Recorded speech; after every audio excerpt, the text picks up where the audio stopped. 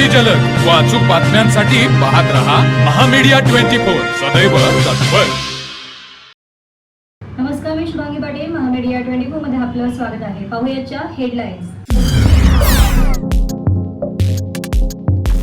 शरद पवारांनी पवार कुटुंबियांना एकत्र बोलावलं. पुण्यातील मोदी बागेत आज संध्याकाळी कुटुंबाची बैठक. रेवती सुळेंच्या लग्नाच्या निमित्तानं भोजनाचा कार्यक्रम.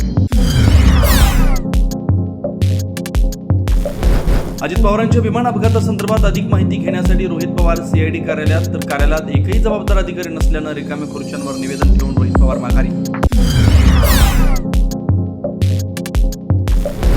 1 मे पासून कारवाई सुरू. मराठीसाठी 15 ऑगस्ट पर्यंत मुदत. परिवहन मंत्री प्रताप सरनाईक यांची घोषणा. रिक्षा टॅक्सी चालकांना मराठी शिकावंच लागेल, सरनाईकांनी बजावलं.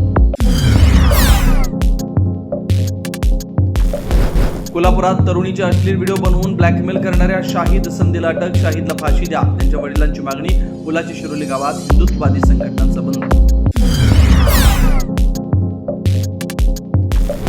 मीरा रोड मधील चाकू हल्ला प्रकरणाची एटीएस कडून चौकशी. आरोपीकडे आढळलेल्या चिठ्ठीत आयसिस जिहाद गाझा शब्दाचा उल्लेख, तर धर्म विचारून हल्ला केल्याचा जखमींचा दावा. सोलापुरात आधुनिक गारमेंट पार्क तयार करणार. मुख्यमंत्री देवेंद्र फडणवीसांची घोषणा. तर पंढरपूर कॉरिडॉरचा दुकानदारांनाच फायदा होणार, फडणवीसांची माहिती.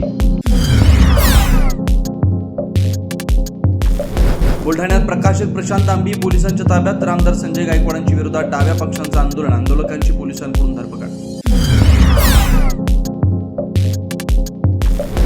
आणि विदर्भातील जिल्ह्यांमध्ये आजही तापमानाचा पारा 44 अंशांवर. 29 आणि 30 एप्रिलसाठी विदर्भातील सर्व जिल्ह्यांना उष्णतेचा येलो अलर्ट. वाढत्या तापमानामुळे उष्माघाताच्या रुग्णांमध्ये वाढ. महामीडिया 24 न्यूज चॅनेलला लाईक करा, शेअर करा, सबस्क्राईब करा आणि बेल आयकॉन ऑन करायला विसरू नका.